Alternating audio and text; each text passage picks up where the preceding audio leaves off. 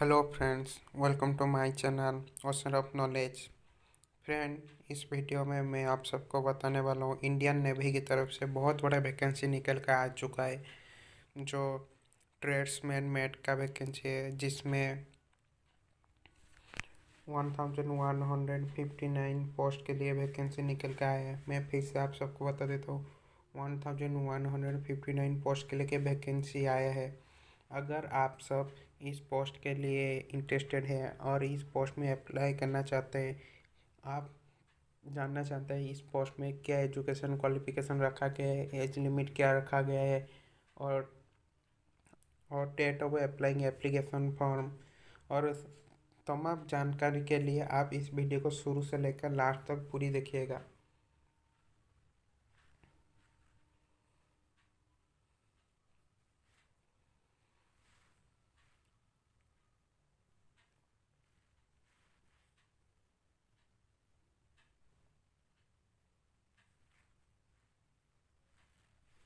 तो आप सब यहाँ पर देख लीजिए, ये ट्रेड्समैन मेट का ही पोस्ट है और ग्रुप सी का ही पोस्ट है।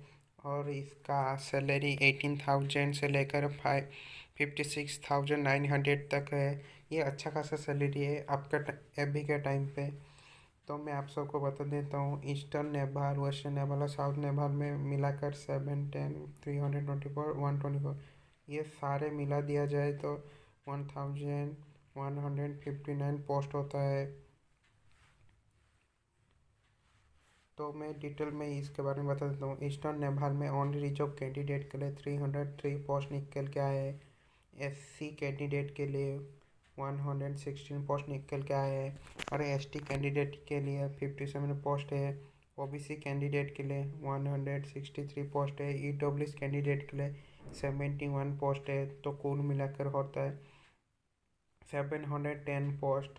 और वेस्टर्न बंगाल में है ओनली रिजर्व कैंडिडेट के लिए 133 पोस्ट है। एससी कैंडिडेट के लिए 48 पोस्ट है। एसटी कैंडिडेट के लिए 24 पोस्ट है। ओबीसी कैंडिडेट के लिए 87 पोस्ट है और ईडब्ल्यूएस कैंडिडेट के लिए 32 पोस्ट है। तो कुल मिलाकर होता है 324 पोस्ट। और साउथ नेपाल में ओनली रिजर्व कैंडिडेट के लिए 57 पोस्ट है। एससी कैंडिडेट के लिए 16 पोस्ट है और एसटी कैंडिडेट के लिए 2 पोस्ट है। और ओबीसी कैंडिडेट के लिए 37 पोस्ट है और ईडब्ल्यूएस कैंडिडेट के लिए 13 पोस्ट है। और टोटल कुल मिलाकर होता है 125 पोस्ट। और एक बात मैं आप सबको बताना चाहता हूँ कि इसमें अगर आप डिजेबिलिटी कैंडिडेट है तो भी आप इसमें अप्लाई कर सकते हैं। और ये यहाँ पर क्लियरली मेंशन किया है आपका डिजेबिलिटी क्राइटेरिया और फंक्शनल रिक्वायरमेंट क्या क्या है। और इसमें क्लियरली मेंशन है, आप सब देख लीजिए कि आपका कौन से कैटेगरी में आते हैं। और आपका जो डिजेबिलिटी सर्टिफिकेट होगा वो इशू होगा 29 नवंबर 2013 के बाद ही ये हो अप्लाई होना चाहिए, इशू होना चाहिए। जो सर्टिफिकेट इशू होगा वो 29 नवंबर 2013 के बाद ये इशू होना चाहिए। ये फॉर्म जो यहाँ पर क्लियरली मेंशन किया गया है।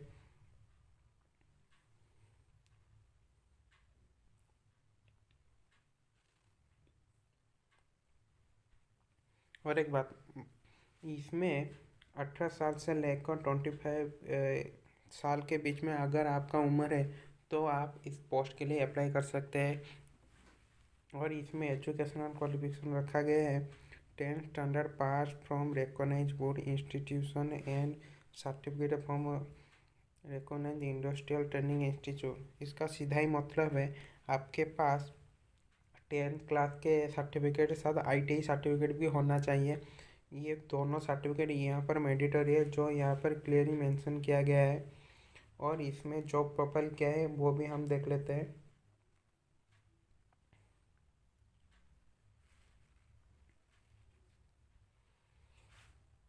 Working production maintenance ship shop submarine, जो जो वहाँ पर जो प्रोडक्शन का काम होता है और मेंटेनेंस से काम होता है वो आप वहाँ पर कर सकते हैं। जनरल क्लीनिंग है upkeep of the section unit.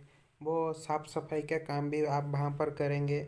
Carrying file and other paper with in the office area, जो हर ऑफिस में होता है। जो एक स्टाफ यहाँ से लेकर वहाँ तक जो फाइल लेके जाता है, वो वहाँ पर आप ये भी काम कर सकते हैं। Photo copy, sending receiving of fax letter etc, जो ऑफिस का सारा छोटा मोटा काम होता है आप यहाँ पर भी करें। Non cleaning work section of the F sitting in routine office work like diary dispatch etc including on computer, computer का जो भी काम होता है आप यहाँ पर करेंगे। डिलीवरिंग ऑफ डाक इनसाइड आउटसाइड सेक्शन यूनिटी, जो आपका जो चिट्ठी आता है उसका भी आप काम करेंगे। जो डाक आता है पोस्टल से उसका भी आप काम करें। Watch one duty, opening closing duty, cleaning building fixture etc, dusting of furniture etc, upkeep of lawn plot cutting any other assisting supervisor authority. तो मैं आप सबको बता देता हूँ, जो यहाँ पर जॉब प्रोफाइल मेंशन किया गया है इसका मतलब सीधा है ये मल्टीटास्किंग स्टाफ की तरह है। आप ये जो कि ये ग्रुप सी का पोस्ट है, आप एमटीएस की तरह आप यहाँ पर काम करेंगे। एमटीएस की तरह आप यहाँ पर काम करेंगे। और मैं आप सबको बता देता हूँ एज रिलैक्सेशन के बारे में, जो यहाँ पर लिखा गया है। एससी और एसटी कैंडिडेट के लिए 5 ईयर का रिलैक्सेशन दिया गया है और ओबीसी कैंडिडेट के लिए 3 इयर्स का रिलैक्सेशन दिया गया है। पीडब्ल्यूपीडीएस कैंडिडेट के लिए ऑन रिजर्व जो है वो 10 साल का रिजर्वेशन है। ओबीसी कैंडिडेट के लिए 13 साल का रिजर्वेशन और एससी एसटी कैंडिडेट के लिए 15 साल का रिजर्वेशन दिया गया है। ईएसएम कैंडिडेट के लिए military period of military service 3 years का रिलैक्सेशन दिया है। और जो आपका ये इसमें से कौन सा कैटेगरी में आप आते हैं इसके बारे में आप देख लीजिएगा। जो आपका रिलैक्सेशन कैटेगरी है इसमें आपको कितने साल का रिलैक्सेशन मिल रहा है आप यहाँ पर देख के अप्लाई कीजिएगा।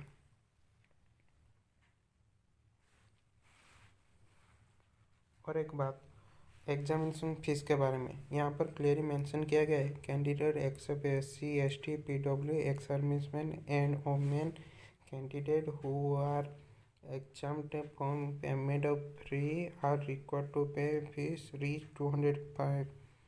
तो यहाँ पर क्लियरली मेंशन किया गया है SC ST PWD x serviceman and women candidate, जो फीमेल कैंडिडेट होता है इसके लिए कोई भी फीस नहीं चार्ज किया गया है, जो यहाँ पर लिखा गया है। और जो ऑन रिजर्व कैंडिडेट और ओबीसी कैंडिडेट है उन सब के लिए 205 रुपीज़ मांगा गया है, जो आपका एप्लीकेशन फ़ी है। और इस फीस को आप जमा करने के लिए वीजा, मास्टर कार्ड, रुपए, क्रेडिट कार्ड, डेबिट कार्ड और यूपीआई के माध्यम से आप पेमेंट भी कर सकते हैं।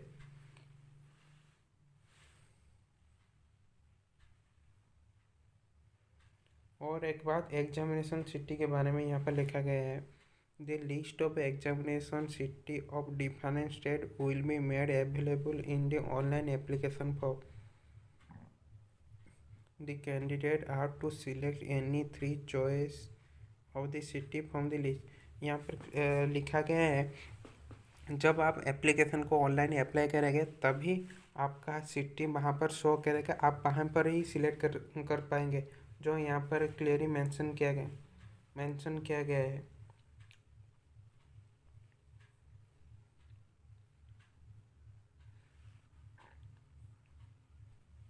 और यहाँ पर मोड ऑफ सिलेक्शन बारे में मैं आप सबको बता देता हूँ। स्क्रीनिंग ऑफ एप्लीकेशन जो है सीबीटी की तरह कंप्यूटर बेस्ड टेस्ट होगा, जो फर्स्ट राउंड पे होगा और एक ही राउंड पे आपका सिलेक्शन होगा, जिसमें कि आपका क्वेश्चन आएगा जनरल इंटेलिजेंस एंड रीजनिंग से, न्यूमेरिकल एप्टीट्यूड, क्वांटिटेटिव एबिलिटी के बारे में क्वेश्चन आएगा जो मैथ है, जनरल इंग्लिश एंड कंपैरिजन जो इंग्लिश का सब्जेक्ट है, और जनरल एवान जो जीके सब इसमें आता है। ये चारों सब्जेक्ट रहेगा, जो जिसका कुल मिलाकर 25 25 25 25 मिलाकर 100 मार्क का इसमें क्वेश्चन आएगा। और 100 मार्क का आप एग्ज़ाम देंगे।